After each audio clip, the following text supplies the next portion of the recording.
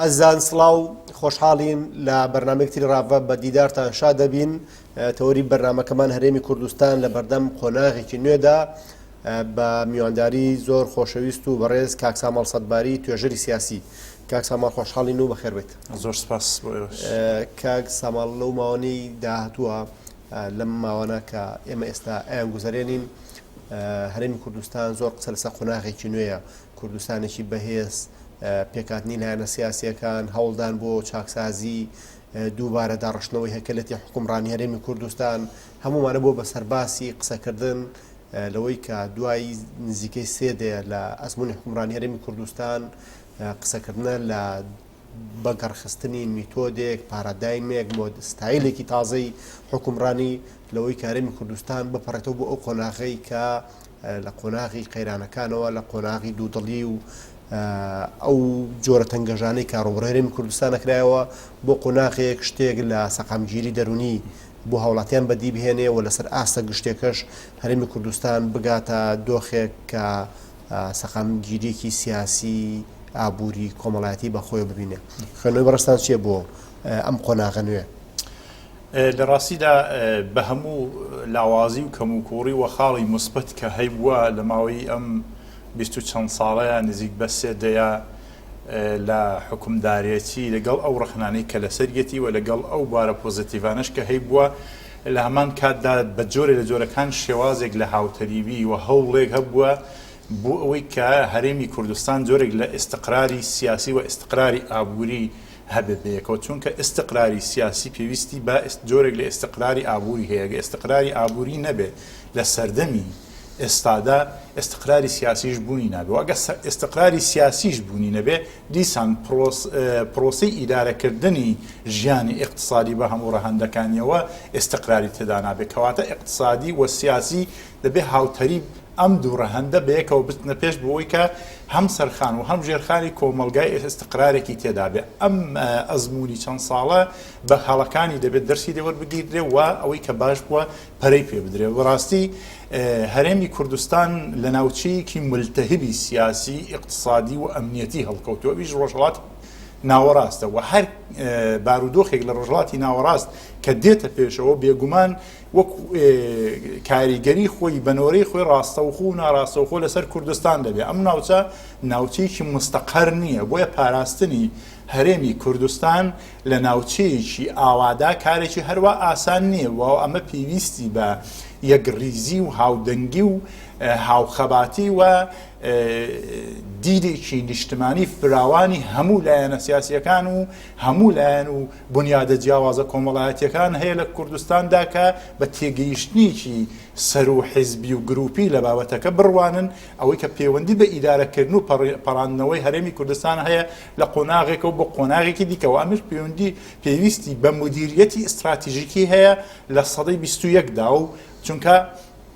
کۆمەڵێک ئستراتیژی سەدە خەریکەدا دەڕێژرا. ئەم ئستراتیژیانەی سەدەد ئیقتصادی، ئەمنی، سیاسی و کلتوری دەبێ ئێمەی کورد بیان ناسین حکوومەتی هەرێمی کوردستانی ئەمڕۆ بە دیدێکی کراوەتر و بە دیدێکی وازەحتر و ئستراتیژیتر لە جاران ئەم هاوکێشانەی کە لە دەوروبەرمان و لە ئاستی جیهانیش ڕوو دەدەن کوردستانی لەگەڵ هاوتەری بکە، کوردستان والێ بکە کە لەگەڵ ئەو ریتمە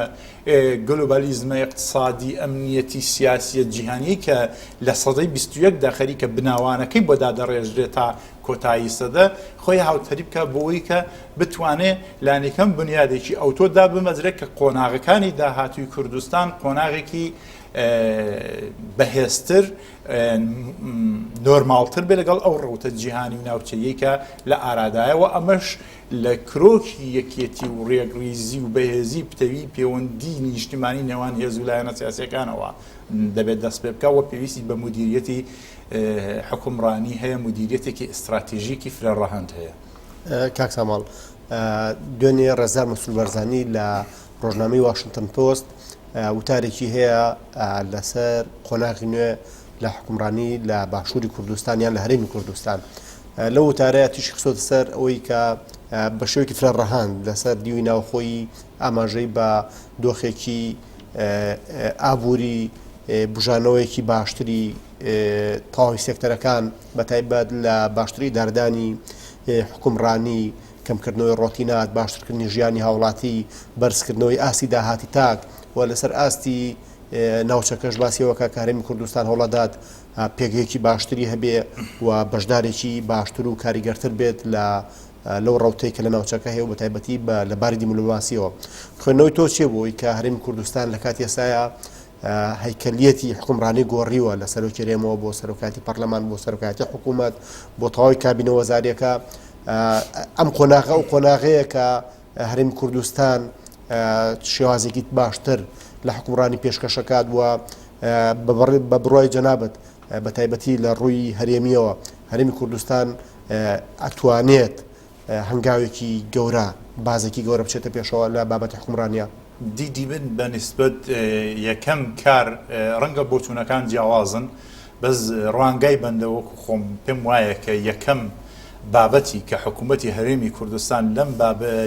لەم کابینە نوێدا پێویستە پێداگر بێ لەسەری بەهۆی ئەوەی کە بە هۆکاری جۆرا و جۆری شەڕی دەرونی هەم لە دەرەوە کەوارد کراوە بۆ کوردستان و هەم کێشە و ململانە نێوخۆیەکان کارێکی کردووە کە بە جۆرێ لە جۆرەکان ئاسایشی فکری تاک لە کوردستاندا ئاسوودە نەبووە لە ماوەی ئەو چەند ساڵی ڕابردووداوە. ئەمما پێویستی بەوەیە یەکەم شت ئاسایشی فکری دابین بکرێتەوە لە کوردستان ئەو جۆرە لە تیرۆری فکری کە هەبوو لە کوردستانداوە کاریگەری لەسەر ڕوانگا و دیدی تاکەکان دانابووە بە جۆرە لە جۆرەکان وای لە بەشێکی زۆر لە تاکەکان کردبوو کە لە قەراراتی سیاسی و ڕوانگای سیاسیان بۆ کوردستان و حکومداری کوردستان خەلەلێک دروست ببێ پێش هەموو شتێک دەبێ ئەمە چارەسەر بکرێ. ئەویش لە ڕێگایەکی زۆر گرنگەوە دەکرێت کە یەکەم دەستپێکە لە دیدی منەوە مەسئلەی پەروەردەی نیشتیمانیە لەم کابینەی حکوومەتی هەرێمی کوردستاندا بڵاوکردنەوەی فەرهەنگی پەروەردەی نیشتیمانی بۆ جۆرێک لە ناسیۆنالیزمی مەدەنی کوردی یان کوردستانی بە گشت پێکاتەکانی کوردستانەوە دروست بکرێ بۆ خۆشەویستی وڵات و بۆ خۆبەخاوەنزانینی ئەوەی کە لەم هەرێمەدا هەیە هەر کەسێک ئەرکی خۆی بزانێت چییە و مافەکانی خۆشی بە دروستی بناسێتەوە و ئەمە یەکێک لە ئەرک وەزیفەکانی حکوومەتی هەرێمی کوردستانی ئەم کابینەیە کە کار لەسەر پەروەردەی نیشتیمانی بکە چ لە سیستمی پەروەردەدا و چ لەو بەشانەدا کە پەیوەندیدارە بە پرۆسەی پێگەیاندنی سیاسی لە ناو تاکەکانی کۆمەلگادا و گرنگە حکوومەتی هەرێمی کوردستان پەرە بە پێگەیاندن و گەشەپێدانی سیاسی یا بە جۆرێ لە جۆرەکان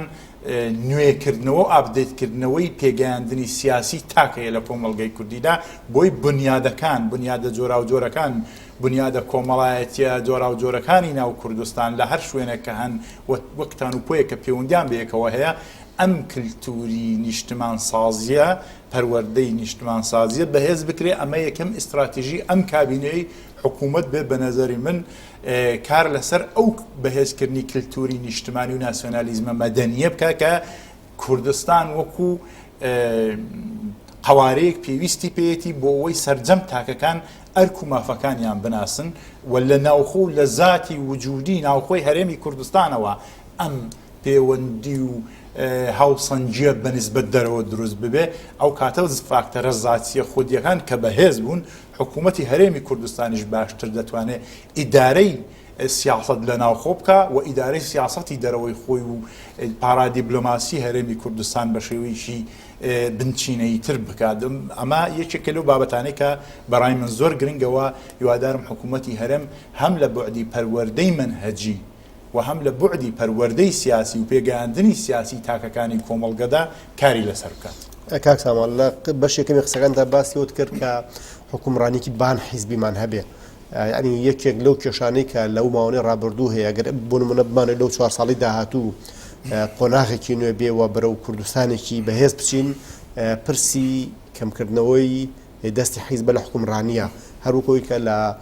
کارنامەی سەرۆکی حکوومەتی هەرێمی کوردستان شاهاتە بوو کە بەڕاستی کاتیەوە هاتووە ئیدی وەزیرەکان کاربەدەستەکان بەرپرسانی وڵاتە بە شێوەیەکی گشتی هەوڵ بن ئەو بەرگە حیزبیەی کە پێشتر کاری پێکراوە فڕێ بدرێت و پرسی هاوڵاتی بوون پرسی بە یەکسانی تەماشاکردنی خەڵک، پرسی دادپەروەری، پرسیەوەی کە ژیانێکی باشتر و شایستەتر و مامەڵێکی باشتر لەگەڵ هاوڵاتی بکرێ بە تایبەتی لە ڕێگەی دەستگا فەرمیە حکوومیەکانەوە. خوێندنەوەی بەڕێز چییە بۆەوەی کە لەو 4 ساڵی داهاتوو بتوانرێ ئەو حکومڕانیەبان حیزبی کە جەناب دباسیەکەی ئەو هەوڵانی سەرۆکی حکوومەتی هەرێمی کوردستان بۆ ئەوەی کە حیزب مامەڵێکی باشتر بکە لەگەڵ مؤسساتەکانی حکوومەت و کەمتر تەدەخولیان بکە، فەزای کۆمەلگای گشتی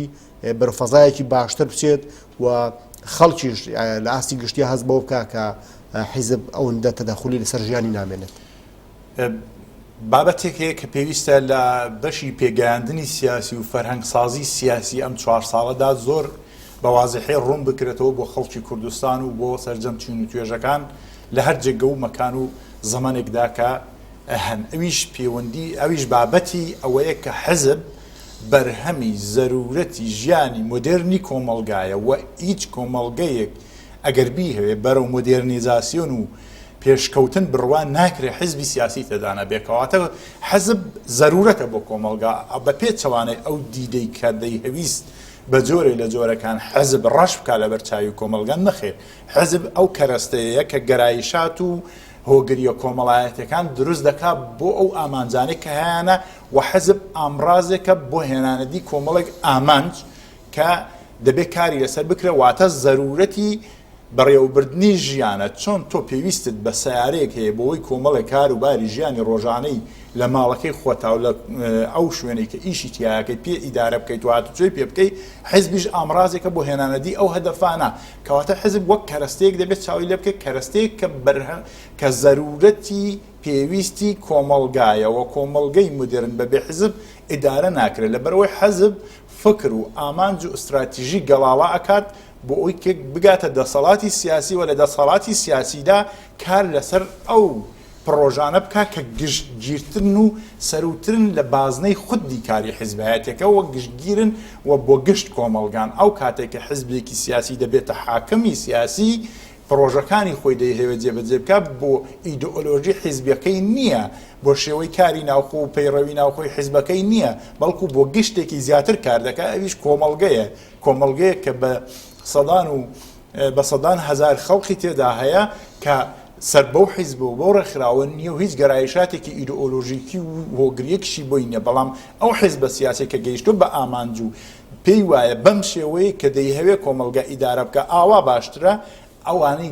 ئەو ئەرک و کار و فرمانانی جێبەجێ دەکا لە چوارچێویەکی فراوانی نیشتمانیدا هەدەفمەندانە کاری بۆ بکا بۆ ئەوەی زۆرترین تاکەکانی کۆمەلگە سوودمەند ببن لە پرۆژەی نیشتمانی کە ئەو حیزبە هەیەی بۆ ئیدارەکردنی ژیان لەنەو ئەو کۆمەلگەیەدا. ئەلێرەدا ئەبێ حیزبایەتیەکە تەنزیم بکرێتەوە کاتێک کە حیزب گەیشتە دەسەڵاتی سیاسی ئیتر ئەو حیزبەی هەموو خەڵقە هی یەک گروپی دیاری کراون نییە کە ئامانجێکی هەبووە ئەو شتانەی ویستێتی بێنتە دیوە ئەو پرۆژەی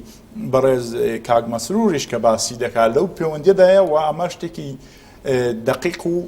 نوێیە بۆ ئیدارەکردنی کۆمەلگە بە شێوەیەکی مۆدێرن و پێشکەوتوو. کاک ساماڵ جەناب باسی تەنزیمکردنەوەی حیزبایەتێکی لە کوردستان کە ڕەنگە یەکێک بێت لە زەرەربرتەکانیش بۆ کۆمەلگەی کوردستان لەبەرەوەی کە ئێستا بەشە لە حیزب سیاسیەکان بەو ئەرکەی کە بەڕێزت باسەکە کە حیزبی هاوچەرخن بۆ ئەرکە بە یا بۆ هەڵ ناسن. بۆ نمونە لەو ماوەی ڕابردوو بە تایبەتی لە 5-6 ساڵی ڕابردوو زۆر بەر ئەوە کەوتین کە بەشێ لەم حیزبانە لە جیاتیەوەی کە لە شوێن مافەکانی خەڵک و بەدیهێنانی مافی خەڵک بن لە عێراق و جێبەجێکردنی دەستوری عێراق و چەسپاندنی مافەکانی خەڵکی کوردستان لە عێراقا بە پێچەوانەوە کاریان کردنیمان کە بەردەوام ئەوان پشتیوانی حکوومەتی مرکزی عێراقیان نەکرد لە بڕیارە فاشیەکانیە لە تونندڕەویەکانیە لە پەلامارەکانیە لە جێبەجێ نەکردنی دەستوری عێراقا لە پێشێلکردنی مافەکانی خەڵکی کوردستانە، یعنی لە هەموو ئەو شتانەی کە حکوومەتی عێراقی و لەو ماوەنەی لە سەردەمی نووری مالیکی و عەبادیە هەموو کارە بنەڕەوانی کە ئەوان بەرامبەر خەڵکی کوردستان کردیان بەشێ لە حیزبەکان ڕەوایەتیان پێیان لە کوردستان و بە جۆر لە جۆرەکان مارکێتینیان کرد، بە جۆر لە جۆرەکان بازاڕیان بۆ کرد، بە جۆرە لە جۆرەکان فەزای کۆمەلگای کوردیان تووشی سەرلێشێوان و پەرش و بڵاویە کرده بوو، ڕایگشتیان تووشی جۆرێک لە پەرشوبڵاوی و لاوازی کردبوو. ینی بە باوەڕ جەنابەت چی بکرێ بۆی کە 4 ساڵی داهاتوو لایەنە سیاسەکان ئیلتیزام بە حکوومەت هەرێمی کوردستان بکەن، بەتایبەت ئەو لایەنە سیاسیانەی کە دەنگ و ژماری کورسەکانیان لە ئاستی پێویستایە و لە حکومڕانیە بەشدارن، چۆن لە جیاتی ئەوەی کە ببنە لە شوێنی ئەوەی کە ببنە ڕێگر لە بەردەم حکوومەت هەرێمی کوردستان ببن بە هەماهنگ بە هاوکار بە بەشداری حکومڕانیەکە. بە بڕوای من پەرەپێدانی دیدی نیشتمانی لەنێو کۆمەڵگەدا دیدێک کە کوردستان گرنگ بێ لە لای، دیدێک کە کوردستان پیرۆز بێ لە لای، دیدێک کە بەرژەوەندەکانی گەلی کوردستان پیرۆز بێ لە لای، فەرهەنگێکی وا بڵاو بکرێتەوە لەنێو خەڵقا کە هیچ حزبێکی سیاسی ذاتی ئەوە نەکا کە دژی ئەم دیدگا و فەرهەنگە گشتیەی خەڵک بێت کە بە دیدێکی نیشتمانی و گشتی لە بابەتەکان بڕوانێ. لەبەر ئەوە دید یا سیمای ڕوانین بۆنەتەوە و نیشتمان و گەل بە گشتی پوختە نەبووە، تیرۆڕی فکری کاریگەری هەبووە لەسەر بەلاڕێدابردنی فکریەتێکی نیشتمانی کراوەی تەسامحی لە ناو کوردستاندا. هەندێک خەڵق و گروپ ئەو هەلایان قۆستۆتەوە بۆەوەی کە امتیازاتی گروپی پێ بەدەست بێن لە دەرەوەی بازنەی ئاسایشی نەتەوەی کورد یا کوردستان بەگشتی کارگەلێکیان کردووە یا ڕەفتارگەلێکی سیاسی وایان کردووە، هەندێک شتیان کردووە کە گەل وەکو پێویست ڕەنگە سزای نەدابێتن. ئەگەر ڕۆژێک بێ گەل بگاتە ئاگایی سیاسی ئەو تۆ کە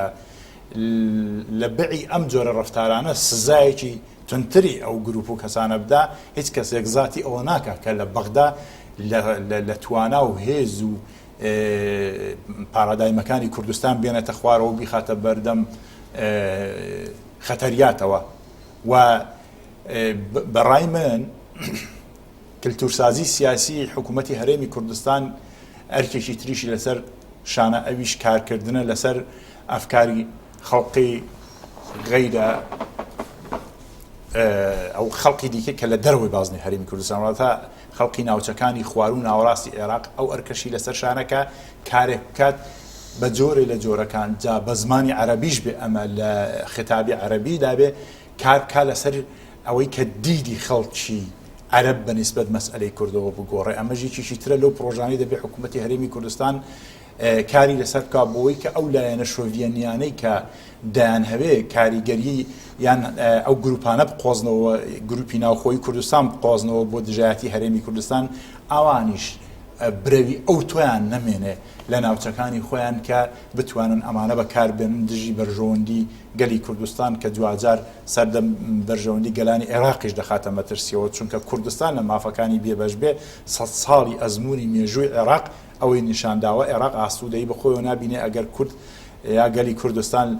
مافەکانی پارێزنا و نەبنوە. ئەوە ئەزمونێکە بەردەوام دووبارە بۆتەوانە و بۆ هەڵەش دووبارە بۆتەوە تا ئێرەش بەردەوامە. بۆیە لە هەردوو ڕەهەندەکە بەڕای من حکوومەتی بەهێزی ئەم 4 ساڵەی هەرێمی کوردستان دەبێت لەسەر ڕای گشتی خەڵکی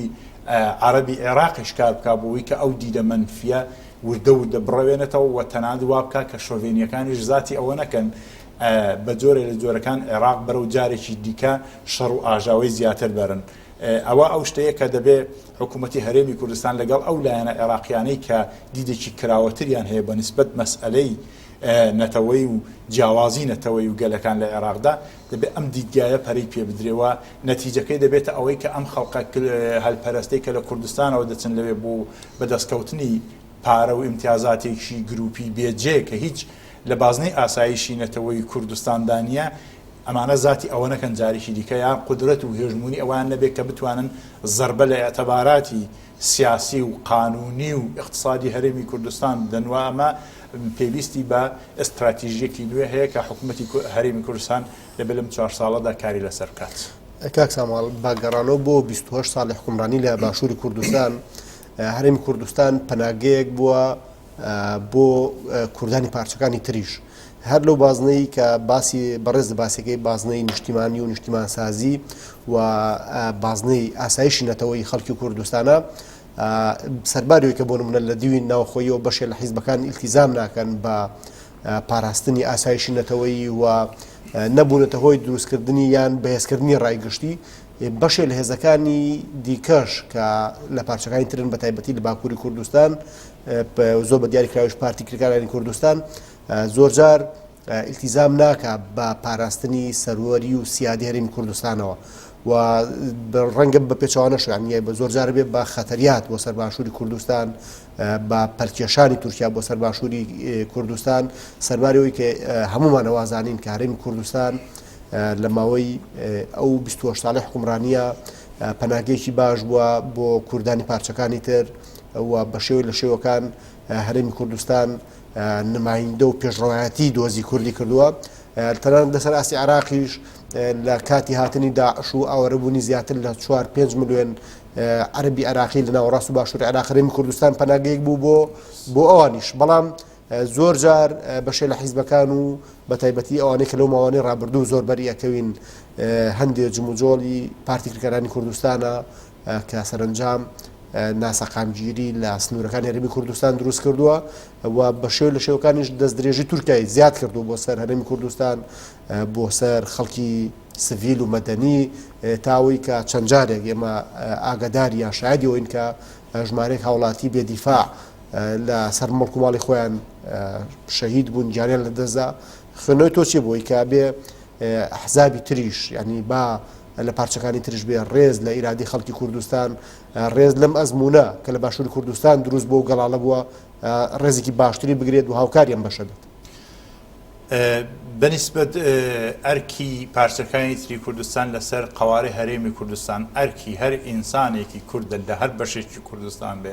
لە هەر جێگەیەک بێ و هەر بەرژەوەندێکی شخصی خۆی کە هەیەی لەسەر شانیەتی کە پارێزگاری بەپێی هەڵکەوت و شوێن و کات و توانای خۆی لە یەکەی قانونی هەرێمی کوردستان بکە. هەموو خەباتی بزوتنەوەی کول لە هەر چوار پارچەی کوردستان ئەوەی کە لی بەرهەم هاتووە تا ئەم دەقەیە ئەم یەکەیەی حکوومەتی هەرێمی کوردستانە کە بوعدێکی یاسایی هەیە لە دەستوری عێراقدا بەرهەمی خەباتی 100 ساڵی میلەتی ئێمام یەکەی هەرێمی کوردستانە و ئەرکی سەر شانی هەموو حیزبێکی سیاسیە هەموو تاچێکی کۆمەڵگەی کوردیە لە هەر چوار پارچەی کوردستان و لە هەموو دنیا بە پی توانای خۆی بەرگری لێ بکە ئەگەر بە یەک وشەش بێت کەواتە بەرگریکردن ئەرکێکی نیشتمانیە لە قوارەی هەرێمی کوردستان ئەمە دەگەڕێتەوە سەر ئەوە کە ئەگەر ئێمە وەکو کورد بە دوای پرۆسەی نەتەوەسازی یاسایین لەسەر ئاستی نێودەوڵەتی حکوومەتی هەرێمی کوردستان تاقە نوقتەی قانونیە کە ئێمە بمانەوێ لە ڕێگایەوە هەوڵ بدەین بۆ پرۆسەی نەتەوەسازی قانونی لەبەر ئەوە ئێمە لە یاسای نێودەوڵەتیدا حسابی نەتەوەمان بۆ ناکرێ لەبەرەوە خاوەنی دەوڵەت نین حسابی نەتەوەمان بۆ ناکرێ چونکە قانونی نێودەوڵەتی نامانگرێتەوە دۆ بەپی قانونی نێودەوڵەتی نەتەوە کەمینە و زۆرینەی نییە نەتەوە ئەگەر 100 ملیۆن کەس بێ ئەگەر 2 ملیۆن کەس بێ مادام خاوەنی چیانی سیاسی سربەخۆی خۆی بێ خاوەنی کەسیەتی حەقیقی خۆیەتی لە نەتەوەی گرتوەکان ئێمە ئەو کێشەیەمان هەیە بە هەر چوار پارچەی کوردستان تەنانەت بەو بوعدە قانونیەی کە هەرێمیش لە دەستوری عێراقا هەیەی هێشتا کێشەی ئەو نەتەوەسازیە قانونیەمان هەیە حکوومەتی هەرێمی کوردستان تاکە دەریچەی ئێمە لەباری قانونیەوە کە بتوانێت خەڵک لە پاڕا دیبلۆماسی خۆی وەربگرێ لەگەڵ وڵاتانی دنیا لە پەیوەندیدا بە بەتابەتی وڵاتێکی وەکو فەڕەنسا کە کۆنتاکتێکی دۆستایەتیمان هەیە لەگەڵی و ئەندامی ئەنجومەنی ئاسایشەوە دەتوانێت لە داهاتوودا کارتێکەر بێ لەسەر وروژاندنی پرسی کورد لە ئەنجومەنی ئاسایشدا ئەمە خاڵی قانونی و نوقتەی قانونیە تاقە نوقتەی قانونیە یان دەریچەی قانونیە کە کورد دەتوانێت لە ڕێگای حکوومەتی هەرێمی کوردستانەوە گرێشوێرەی بابەتی کەسیەتی حەقیقی و حقوقی خۆی لە نەتەوەگرتوەکان بکاتەوە ئەوش لە ڕێگای حکوومەتی هەرێمی کوردستانەوەیە و حکوومەتی هەرێمی کوردستانیش دەبێت پارا دیبلۆماسی خۆی بەهێزتر بکە بۆ ئەوەی بتوانێت ئەو کەسیەتیە حقوقیەی کە پێویستە بۆ کورد لە ئاستی نێودەوڵەتی دابین بکرێت لەباری یاساییەوە بۆ پرۆژەی نەتەوەسازی یاسایی منەتەوەی حەقیقین حقوقی نین حقیقی نەتەوەین بە مێژوو بە زمان بە کللتور ئەوە هیچمان لە هیچ نەتەوەیکی تر کەمترین بەس لەباری یاساییەوە حقوقی نین تا ئێستەکەی یاسایی نین ئەمە کێشەیە کە بۆ کورد یاسای نێودەوڵەتی تا ئێستا وەکو نەتەوەی فەرمی دانمان پێدانانێ و مامەڵەوەمان لەگەڵ ناکات تاقە دەریچەش حکوومەتی قانونی هەرێمی کوردستانە لە ڕێگایەوە ئەو کارە بکات و هەوڵ بدەین لە ڕێگایەوە ئەو بعدە حقوقیە بۆ خۆمان یا ئەو لایەنە یاساییە دەستەبەر بکەین. لەم چوارچێوەیەدا ئەرچی نەتەوەی و نیشتمانی هەموو ئەحزابی سیاسی هەموو بەشەکانی کوردستانە کە لەسەر ئەم پرسە زۆر پێداگر بن و نەبنە هۆکارێک بۆ ئەوەی کە حکوومەتی هەرێمی کوردستان بکەوێتە مەترسیەوە. هەرێمی کوردستان حکوومەتی هەرێمی کوردستان کۆمەڵێک بەرپرسیارەتی ئەو خەڵقەی لەسەر شانە مەسەلەی مەعاشیانە ژیانیان یا دابینکردنی ئاسایشیانە دابینکردنی پێداویستی دەرمانیە لەسەر ئەستۆی حکوومەتی هەرێمی کوردستانە. ئەحزابی بەشەکانی تری کوردستان بە تایبەتی ڕۆژهەڵاتی شوهی باکووریش لە حاڵەتی ئۆپۆزیسیۆندان هیچ بەرپرسیارەتێکی خەڵقەکەیان وەکو دەسەڵاتی سیاسی لە ئەستۆنیا ئاسانتر دەتوانن کردەی سیاسی خۆیان بەو شێوەیە کە یان چالاکی خۆیان جێبەجێ بکەن. بەڵام لەو حاڵەتەدا دەبێ مراعەتی هەرێم بکرێ و بەڕای من هەم لە باکوور هەم لە ڕۆژهەڵات پێویستە ئەحزابی سیاسی ئستراتیژی ئەوە بگرنە بەر لە ناوخۆی خودی ڕۆژهەڵات و باکوور چالاکیەکان ئەنجام بدەن بە شێوەی ڕێخستنی ژێرزەمینی و هەندێک چالاکیش هەر خۆی لێ نەکەن بە سەحەب پێویست ناکا خۆی لێ بکەن بە سەحەب وا توانن چالاکیش بکەن و خەباتیش درێژەی هەبێ و بە تونتری شێوەش ڕوبەڕووی داگیرکەری ببنەوە. بەڵام ئەو واحدە دیارانەیە و مقڕە دیارانەی کە لێرە هەیانە ئەو چالاکیە لە ئەستۆ نەگرێت لە بەرەوەی هەرێمی کوردستانی پێوە دەکەوێتە ژێر بەرپرسیاریەتی و مەسئولیەتی قانونی و ئەمە بعدی مەسئولیەتی قانونی دەوڵەتی هەڵدەگرێت و حکوومەتی هەرێمی کوردستان بەرپرسیارەتی دەولی دەکەوێتە سەرشان ئەگەر بێت و لێرەوە هێرش بکرێتە سەروان. بۆیە باشتر ئەوەیە لە ڕێگای ڕێخستنی ژێرزەمینی خۆیانەوە چالاکیەکانیان زۆر بەهێز بکەن لە تاران و ئەنکارا بەهێزتری بکەن لەوەش کە هەیە و دەستخۆشیشیان لێ دەکەێت. بەڵام بە شێوەیەک نەبێت کە واوانمود بکەن ئەم هێرشانە لە نێو حکوومەتی لە ناو سنوورەکانی حکوومەتی هەرێمی کوردستانەوە بەرەو ئەوڵاتانە دەسێت. بۆی هەم مەسئولیەتێک لەسەر شانی حکوومەتی هەرێم و ئەرکێکیشی لەسەر کەمتر بکەنەوە هەم بە شێوەیەکیش کە ئەو خەبات و چالاکیانەی دەیکەن تێچی کەمتری هەبێ هەم بۆ گەلی کوردستان لە باشوور و هەم بۆ گەلی کورد بەگشتی لە بەشەکانی تری کوردستانەوە ئەو ڕێڕە و استراتیژیە کە پێویستە حیزبەکانی پارچەکانی تر بیگرنە بەر و درێژە بە خەباتەکەیان بدەن و حکوومەتی هەرێمی کوردستانیش لە ئاستی نێودەوڵەتی بەرگری لە مافی ڕەوای خەڵقی بەشەکانی تری کوردستان لە چارچەوەی قانوندا بکە و ئەمە شتێکە کە پێم وایە حکوومەتی هەرێمی کوردستان زیاتر ئەتوانێت کاری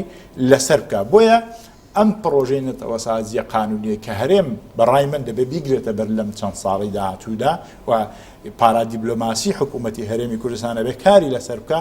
بە هەمومان پشتیوانی لێ بکەین و ئەو حیزبانەش و بەشانی تری کوردستان کە چالاکیان دەبێت ئەو چالاکیە با ژێرزەمینی و نەهێنی بێ لە قوڵایی خاچی ئەو وڵاتانەدا بێ کە یان کوردستان کە داگیر کراوە یا خاچی ئەو وڵاتانەی کە کوردستانیان داگیر کردووە. ئەو دەم هەم مەسئولیت لەسەر شانی حکوومەتی هەرێمی کوردستان نامێنێ و مەوزوعەکە مەوزوعێکی خەڵکی ناوخۆی ئەو وڵاتانە بەخۆیەوە دەگرێت و مەشروعیەت و شەرعیەتی سیاسی دەسەڵاتی حاکمی ئەو وڵاتانە دەخاتە ژێر پرسیارەوە لە ڕوانگای نێودەوڵەتی و حکوومەتی هەرێمی کوردستانیش مەسئولیەتی کەمتری لەسەرشان دەبێت. کاک ساماڵ دەستیت جەنابەت خۆش بێ کاتی بەرنامەی ڕافەتەواو بوو ئەگەر کورتترین قسەت هەبێت سواس. من هیوای سەرکەوتن بۆ حکوومەتی هەرێمی کوردستان دەخوازم دەرفەتێکی مێژووی گرینگە بۆ ئاشکردنەوەی دەسەڵاتی سیاسی هەرێمی کوردستان لەگەڵ تانوپۆی کۆمەڵگای کوردی و ئەو بەشانی کۆمەڵگای کوردی ئەو بنیادانەی بە جۆرە لە جۆرەکان تۆزە دوورکەوتبوونەوە لە